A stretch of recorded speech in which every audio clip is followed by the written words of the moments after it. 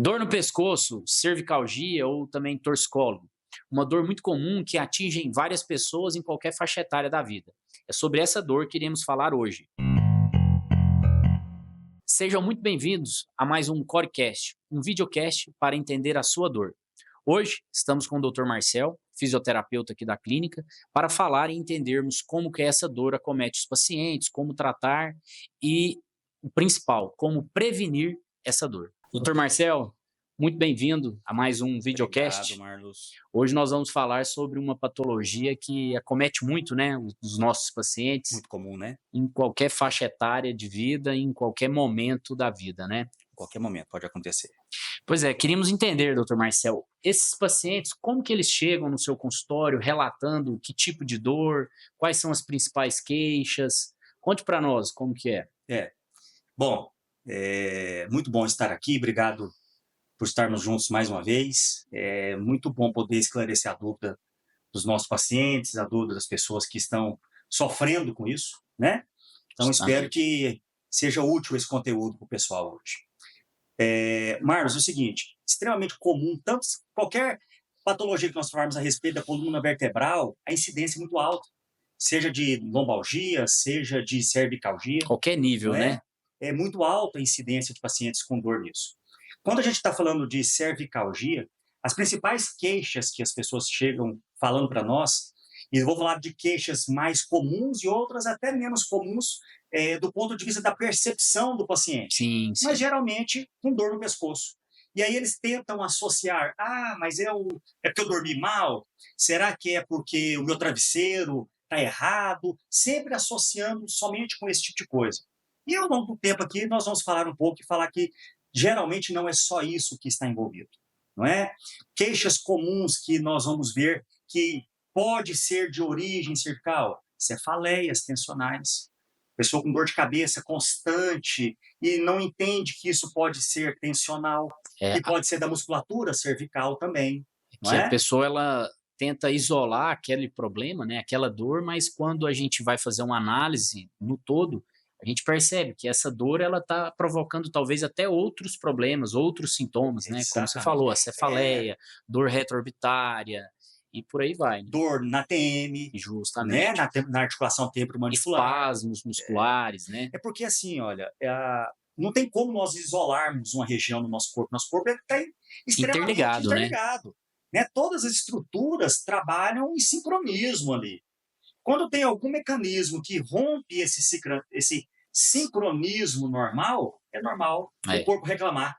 Né? E ele reclama de que forma? Com dor. Principalmente a primeira com a dor. inicial e a principal é essa. É isso.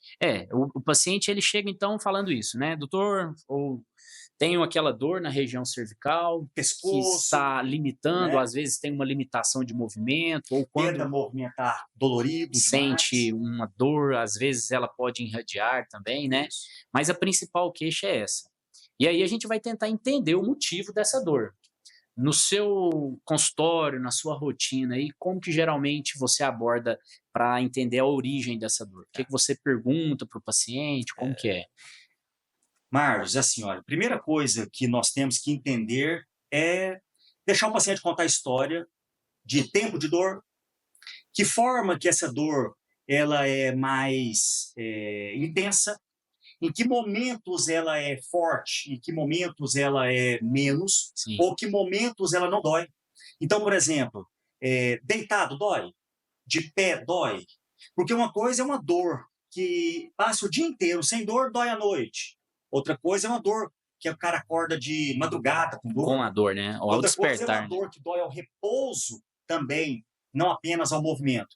Então, à medida que o paciente vai contando essa história, nós vamos puxando essas informações para ele tentando entender essa dor, a origem dessa dor. Isso a gente começa dessa forma até a gente partir para o exame físico. Sim. E aí a gente vai perguntar, essa dor ela é palpável? Você consegue localizar a dor ou é uma dor difusa? Sim. Ou é uma dor local? Porque se é uma dor difusa, quer dizer algo. Se é uma dor palpável, o local é muito delimitado, é outra. Então nós vamos construindo na nossa cabeça aqui que estamos buscando um diagnóstico, entender essa dor, antes de entrar para o exame físico. É isso né? daí. O que acontece muito com a rotina nossa, né, no consultório, é que esses pacientes, muitas vezes, eles não conseguem nem descrever aquela dor. Ela fala: "Doutor, é uma dor que às vezes anda pelo meu corpo aqui, É, começa no ombro, andar é ótimo, vem" geralmente é andar, né, né? "vem pela região cervical e sobe, vai para Vai minha para o braço, para o cabeça, vai para o peito. braço". E aí a gente tem que tentar, né, assim, alinhar melhor para tentar dar um diagnóstico mais preciso. É, Mas é isso daí que você disse, né, a gente vai na conversa, numa anamnésia bem feita, para depois ir para o exame físico. e para o exame físico, que aí sim, é assim, Márcio, aí a gente poderia pensar assim, primeira coisa, nós vamos escutar essa história do paciente, vamos tentar entender o que que a a característica dessa dor, a Característica, justamente. característica dessa dor, para passar para o exame físico, porque essa característica vai nortear o nosso exame. Sim, Que tipo de teste nós queremos fazer? Que tipo de região nós queremos avaliar? De que forma? De que movimentos? Que testes nós vamos fazer? Tudo isso baseado na história que o paciente conta. Então, por isso que às vezes a gente gasta um pouco de tempo a mais conversando com o paciente, porque à medida que ele vai relatando para nós as características que está gerando esse desconforto, que a vai gente vai nortear o nosso exame físico. justo. Se necessário for, após o exame físico, um exame complementar, se o Ah, exame físico não for suficiente, mas a base de tudo que eu penso, Márcio, é uma anamnese muito bem feita, a puxar o máximo de informação do paciente. Ainda que ele tenha dificuldades em delimitar essas características, nós vamos ajudando ele nisso, vamos tentando nortear ele a sim, dizer para nós esses momentos, né? né, nessa conversa a gente pergunta, né, para o paciente como é a rotina do dia a dia dele, se ele fica com Porque o isso aí vai pescoço muito interferir fletido, completamente, se né? ele faz alguma atividade física, se ele tem muito impacto que possa gerar algum atrito na coluna cervical. Então isso aí a gente vai tentando, assim, pelo menos nortear esse exame físico. E é uma coisa importante, Márcio, esse tema é um tema muito atual e relevante, porque eu Celular acho que hoje, né, você celular é um hoje, cara né, muito mais jovem do que eu, é, né?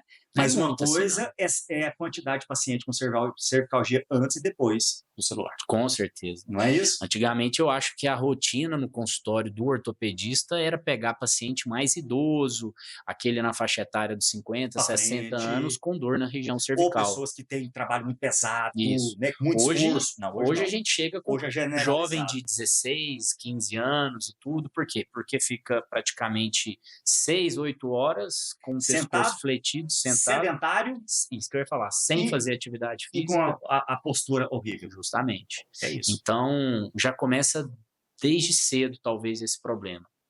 E na maioria das vezes a gente consegue achar a causa no exame físico, né? Consegue. Na palpação, a gente observa uma musculatura tensa, Tensa, nódulos nódulos, miofaciais. isso daí. É, Às vezes, quando está com um processo inflamatório por conta dessa tensão, um calor, né, na região da cervical ali, o aumento de paciente, temperatura local, a sem gente dúvida. percebe a A limitação, alimentação, movimentos passivos no pescoço doloridos, acompanhados de dor, que não deveriam ser. isso Né? daí. Então, no exame físico, a gente vai funilando as E hipóteses de diagnóstico. E Né? nesse exame físico a gente consegue também identificar se tem algum problema a mais, que não seja somente muscular, né. Que não seja só Que a muscular. gente entra para aquela outra área, como a estenose do canal Canal vertebral, vertebral, que é por onde a medula desce, por uma hérnia de disco, uma protusão cervical, uma artrose na região facetária, cervical, tudo isso a gente já começa a suspeitar. observar, né, no exame físico. E como que você tenta achar mais ou menos assim no sua rotina, se essa dor ela vai mais para a origem muscular ou ela vai mais para essas outras características? Mas, Como que olha, é mais ou menos aí? Vamos falar para o o que, que é pessoal. uma coisa muito comum que a gente vê no consultório e que vai, se nós não formos muito cuidadosos, vai enganar até a gente. Tem uma síndrome que chama trigger points, ou pontos gatilhos. Qual é a característica de dor de um ponto gatilho? Ponto gatilho nada mais é do que um nódulo miofacial latente, A hora que você ativo, que ele sempre tem uma dor referida. O que é uma dor referida? A dor não é no local, é uma dor distante do local onde está o nódulo. Então, é muito comum o paciente falar para nós que tem uma dor no pescoço, que tem uma dor na cervical, mas essa dor está no ombro, essa dor está no braço, essa dor chega no antebraço, essa dor chega no peito, No peitoral, região escapular. E aí, a princípio, a gente pensa assim, poxa, isso vai ser uma compressão radicular. Vamos pensar em alguma coisa que está comprimindo essa raiz nervosa, o plexo cervical, a nível de escalenos e tudo. Vamos pensar em algo de origem neural. Quando a gente passa para o exame físico, que nós vamos palpando essa região referida de dor, é possível que nós encontremos pontos dolorosos que, ao serem pressionados, refere à dor. Justo. Refere à dor lá na mão, refere à dor no braço, à dor no peito. E não é de origem neural. É de pontos gatilhos que tem dor referida. Aí é muito mais simples de nós tratarmos isso. E esses pontos gatilhos não é nem só na coluna cervical, qualquer né? parte no muscular, corpo, né? Aonde tem músculo, está suscetível a ter ponto gatilho. Vocês, fisioterapeutas, sabem identificar muito bem, né, esses pontos gatilhos aí no exame. É a nossa rotina, né? É o dia a dia nosso, que lida muito com tratamento de músculos, tratamento de tendões, de ligamentos. Muito próximo disso é o dia a dia nosso. É comum nós percebermos isso com muita frequência. E as técnicas para tratar esses pontos gatilhos foram se desenvolvendo, né? Antigamente eram mais restritas, né? Hoje tem vários aí. Várias técnicas e técnicas eficientes, de que a gente consegue solucionar o problema rápido. Né? Antigamente não. Tinha muita dúvida sobre como tratar esse tipo de coisa. Hoje não. Hoje a gente consegue tratar isso, principalmente aqui no Core, a gente tem tudo o que é necessário. Toda a equipe, né? E todo o material. A gente faz isso com muita facilidade, procedimentos no consultório, né? Mas o que você estava dizendo antes, Marcos, isso é algo que vai ser um diagnóstico diferencial quando nós estamos pensando em compressões radiculares. Por quê? Porque tem uma dor distante da origem apenas. Ela não fica localizada só naquela musculatura somente ali. Na musculatura aqui do trapézio, do pescoço, mas tem dor, tem parestesia, alteração de sensibilidade, dormência, formigamento, no membro superior. Então, tem compressão do plexo braquial, né? Quando o paciente começa também a relatar esses sintomas, aí a gente já começa a pensar em pedir, né, um exame complementar. Hoje a gente tem vários exames complementares, né? Na nossa rotina de consultório, geralmente, quando não tem histórico de trauma, né? O paciente relata que não teve nenhum trauma, não teve nenhuma pancada nessa região, e é uma dor que começa na coluna cervical, na musculatura, e ela irradia para o braço. Aí a gente já começa a pensar nessas estenoses aí que a gente está comentando. Um exame que nos auxilia muito é a ressonância de coluna cervical, né, para mostrar se está tendo realmente a compressão do nervo. Outro exame também que nos delimita, que nos orienta, é uma eletroneuromiografia dos membros superiores. A velocidade da condução nervosa, se está alterada. Fazer o estudo de cada nervo que sai dessa região e irradia para o braço. E dali saber como tratar. Mas quando esses exames, se forem no caso solicitados, não mostrarem nenhuma alteração, a gente volta a pensar realmente na causa muscular, né? Na causa talvez mais comum, que é a tensional. Sem dúvida. E aí a mais comum. E aí quando chega aqui, que a gente manda para a fisioterapia, como que vocês trabalham? Como que é a rotina aí da fisioterapia então, com esses pacientes? Vamos separar essas 3 situações. Nós temos uma situação que é apenas simplesmente uma tensão muscular, que talvez seja mais comum, né? E as pessoas pensam assim, tensão muscular, eu vou tomar um relaxante e resolve. É isso daí. Né? É o mais comum, né? O paciente automedicação. Automedicação. Né? Ele vai na farmácia, compra um relaxante muscular. Eu não sei se os pacientes sabem disso, Marcos, mas eu sou amigo de um dono de uma farmácia, de uma rede de farmácia aqui em Anápolis, e eu descobri recentemente que o Dorflex é o medicamento mais vendido no Brasil. Você sabia disso? Não sabia. É o remédio mais vendido no Brasil. Se usa para tudo, né? Dorflex. Enfim, dor de cabeça. Então, tem a dor, ele vai lá, compra um Dorflex, não passa. Ou passa momentaneamente, na sequência, na hora que o remédio passa o efeito, a dor retorna. Por quê? Porque o músculo não trabalha dessa forma. Ele tem que ser trabalhado no músculo local, é uma dor mecânica, é uma dor na estrutura. A medicação não tem o poder de agir nessa estrutura muscular que está tensionada. Precisa ser tratado esse músculo. A partir do momento que a gente inicia esse tratamento, Marcos, nós vamos tirar essa dor aguda e iniciar o quanto antes for necessário o trabalho de fortalecimento dessa musculatura.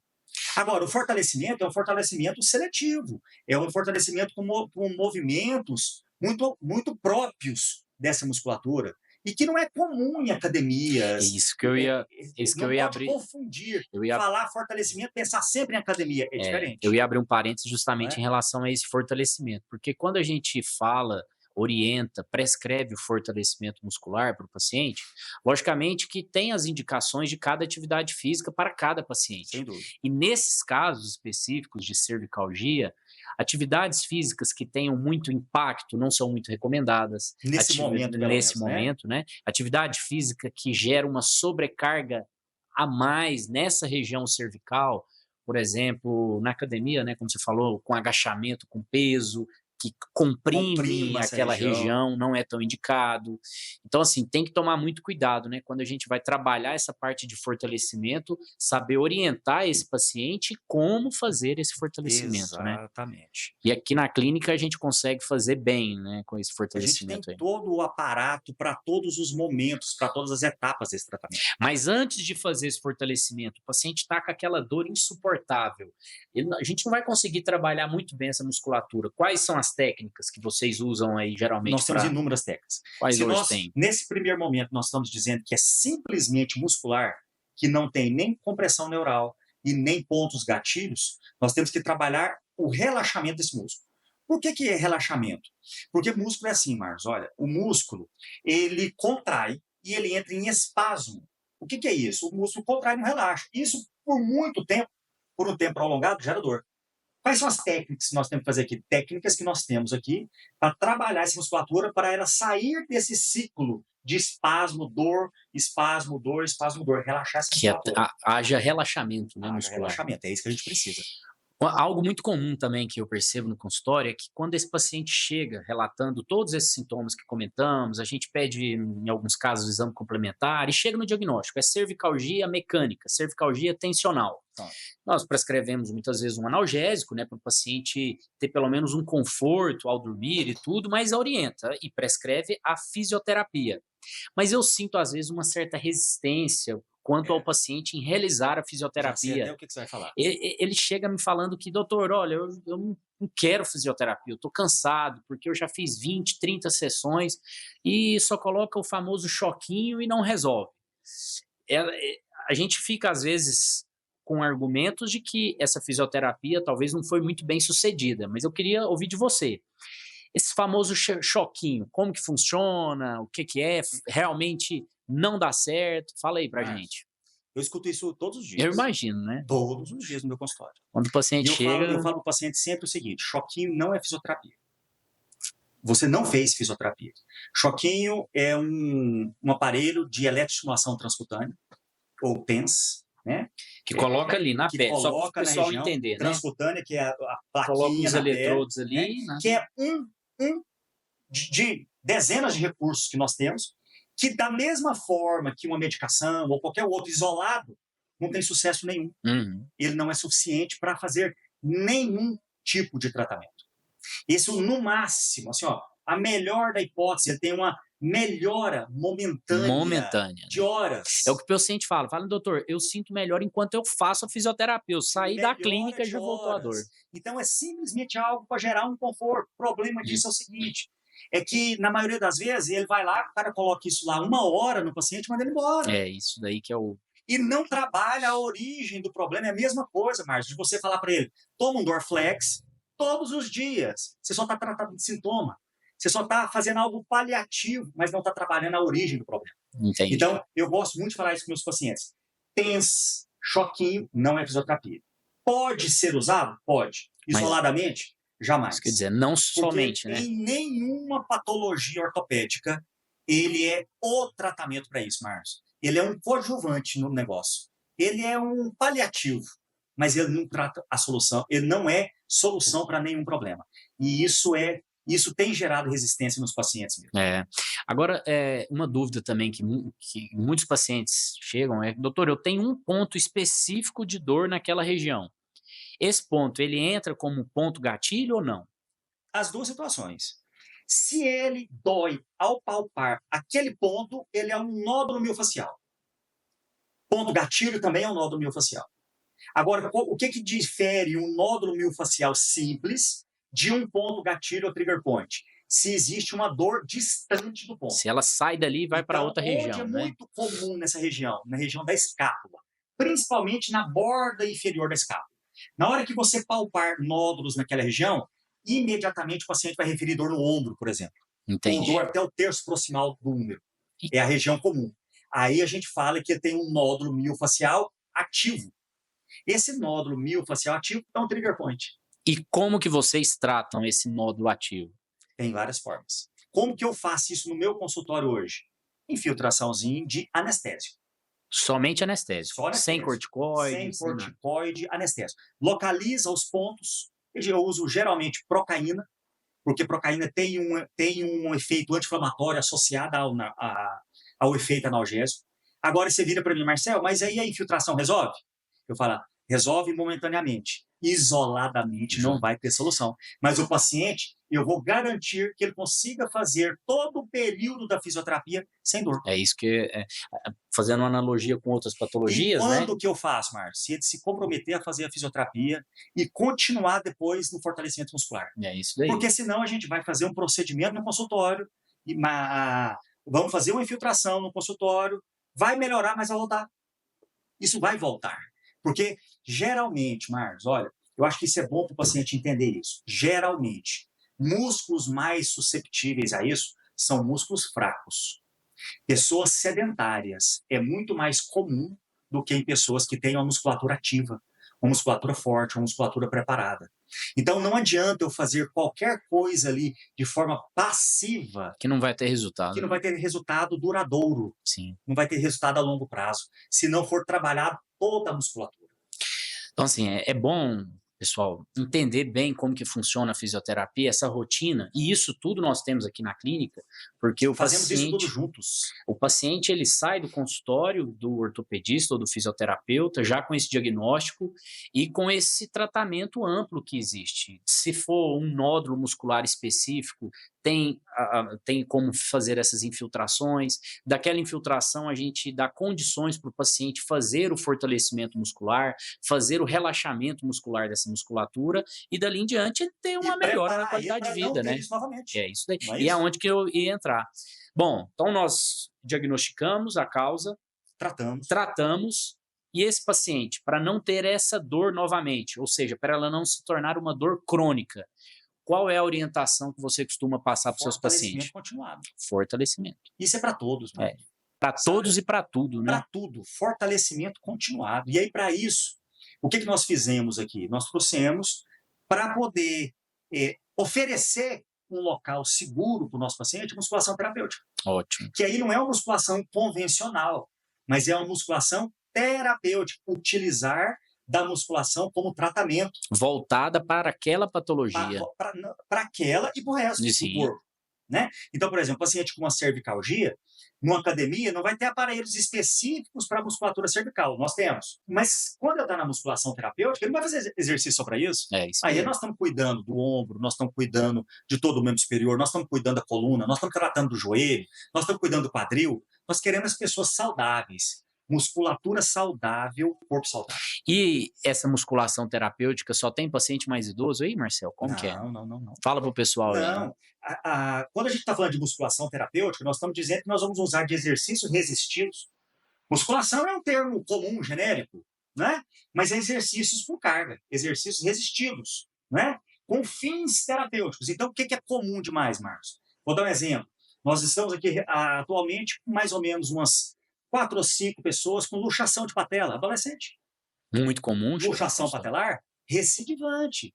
1, 2 vezes, e aí a gente já tenta segurar ali para que não seja cirúrgico, né? Então a gente segura esse paciente na fisioterapia durante um tempo até a gente equilibrar isso, depois musculação terapêutica. Exercício. Aí por que tem que ser terapêutico? Porque tem uma carga específica, tem uma angulação específica, porque se extrapolar essa angulação, se passar daquele limite, o risco de luxação é enorme. Ou de lesão ligamentar, né? Então, não é só para idoso, não, muito pelo contrário. Eu vejo muito também paciente jovem aqui por questão de dorsalgia, né? Uma dor na região da coluna torácica, essa no meio do peito, no meio das costas. Por causa de protusão de ombro. Por conta de protusão, postura errada. Às vezes a gente tem alguns casos de uma escoliose mais leve, né? A escoliose idiopática juvenil, mas assim, é bom deixar bem claro que essa musculação terapêutica, ela não é para aquele paciente mais somente idoso, que não consegue fazer outro exercício numa academia. Não, é para a gente dar a garantia a esse paciente que ele não vai ter uma lesão ou não vai piorar a dor. Fazer o que precisa para que seja cuidado daquela patologia. É isso aí. Né? Para que não chegue na academia e faça um monte de coisas que, ao invés de ajudar, pode atrapalhar. É isso aí. Não é isso? Eu acho que a base de tudo é a prevenção. E aí a prevenção é através desse fortalecimento muscular que nós conseguimos oferecer aqui na clínica. É isso. Em conjunto, né, a ortopedia e a fisioterapia. E os colegas da educação física. E os colegas da educação física. Hoje nós temos também a hidroterapia. A hidroterapia. Que ajuda muito. Então, ficar atento a essas causas, a rotina do dia a dia do paciente e encaixar isso na rotina do paciente também, né? É isso. E o melhor de tudo, né, Márcio? Instruí-los. Orientá-los, né? Instruí-los a aquilo que eles têm que fazer para ter qualidade de vida. Eu gosto de falar isso para meus pacientes assim, Márcio, olha, só faz sentido a gente querer viver muito, se a gente tiver qualidade, porque viver com 70, 80, 90 anos morrendo de dor, não tem graça, não. Né? É isso daí. Então a gente tem que instruir e cuidar desses pacientes nossos a vida toda. A intenção nossa é essa. Eu estava olhando aqui, o pessoal mandou algumas perguntas, Marcel. Eu vou comentar algumas delas e aí você responde. Ó, uma aqui que o internauta mandou a cirurgia para dores na coluna cervical é necessária? É complicado a gente falar, né, em cirurgia, assim, ficou uma pergunta mais abrangente, mas... Eu acho que eu entendo, assim, a única coisa que a gente consegue imaginar que ele está querendo dizer é porque tem uma hernia de disco cervical. Talvez seja isso, né, já tem um diagnóstico, né, que essa dor, ela não é somente aquela dor muscular, é a dor que, como a gente comentou, gera uma dormência no braço, perda de força e tudo. Nesses casos, assim, a cirurgia, no meu ponto de vista, é a última opção para tratamento. Ela é sempre a última opção. Porque a gente tenta outras maneiras e, na maioria das vezes, conseguimos resolver esse problema. Agora, né, quando chega num estágio em que o paciente, eu costumo falar, que quem vai falar se é cirúrgico ou não é o paciente. É aquele paciente que dos 7 dias da semana, 5, 6 dias ele está no pronto-socorro tomando medicação. Agora, o que a gente precisa saber desse paciente? O que ele já tentou até então? Não, assim, geralmente, esse paciente só toma remédio. Quando a gente vai fazer a anamnese e perguntar, aí o paciente, se estiver nesse estágio aí que só tomou medicação, nem tratou, nem começou. Mas agora, aquele paciente que já fez uma fisioterapia, já tentou alguns outros métodos, e mesmo assim não tem uma qualidade de vida, aí sim a gente pode pensar em uma cirurgia e aí encaminhar para o especialista mais adequado, o neurocirurgião ou o ortopedista de coluna, né? Uhum. Tem uma outra pergunta aqui também que eles fizeram que devo procurar um médico se estiver com dores na coluna cervical? Bom, procurar um médico, um fisioterapeuta, como nós falamos, a dor é o principal e o primeiro sintoma de que alguma coisa não está dando certo ali, tem alguma coisa errada, não é isso? Sempre. Dor é sinal de que o sistema músculo-esquelético está reclamando de algo. É isso aí. E aí nós temos que investigar de onde que vem isso. E aí o médico, o ortopedista, né, vai solicitar alguns exames, se caso for necessário, e dali dar seguimento no tratamento. É isso, né, para o fisioterapeuta, para o educador físico. Tem uma outra aqui, a última, ó, os incômodos podem atingir outras áreas do corpo? Foi aquilo que a gente comentou no início. É engraçado, assim, ó, ontem chegou uma paciente no meu consultório falando assim, doutor Marcel, a dor é o seguinte, ela começa no ombro e termina no pé. Então o paciente gosta de falar que a dor anda no corpo inteiro, né? Então, a dor pode atingir outras áreas? Pode. Pode ser uma origem do problema cervical e doer a ponta do dedo, não é? Da mesma forma que pode ser na lombar e doer lá no pé, doer a nível do joelho. Pode doer em outras partes, sim. Por isso que o diagnóstico é o princípio de tudo. É um bom diagnóstico para gerar um bom plano terapêutico. Em cima disso daí que a gente vai ter um resultado, né? Hoje, sim, tem-se um diagnóstico até mais comum do que antigamente, a neurofibromialgia, né? Opa. Deve passar muito também no seu consultório pacientes com essa patologia, né? Principalmente pacientes que vem encaminhado por reumatologistas. Reumatologistas. Aí é o que Né? chega para eles toda hora. Porque esse paciente com a neurofibromialgia, ele não vai conseguir nem descrever onde dói. Eu costumo falar que é mais fácil falar onde não dói, né? Mas não fica só em dores musculares, é o que nós comentamos no início. A dor, ela gera uma cefaleia, uma dor de cabeça, insônia, dor retroorbitária, espasmos musculares, principalmente na região ocular, perda de apetite. Então, assim, gera todo uma descompensação fisiológica desse paciente que, se não tratado, o paciente acaba entrando em um estágio até depressivo, porque... A depressão é o primeiro estágio, né? Porque não tem ânimo para fazer nada, não tem ânimo, não tem disposição e nem força para fazer uma atividade física. É isso mesmo. Então, a gente tem que saber falar bem, descrever, orientar bem esse paciente, né? É isso. Bom, eu acho que demos para a gente falar um pouquinho sobre tudo aí de dor cervical. Logicamente, tem vários outros assuntos sobre isso daí, que entra como essas patologias que provocam estenose do canal cervical, mas o básico é mais ou menos esse, né, Marcelo? Comum.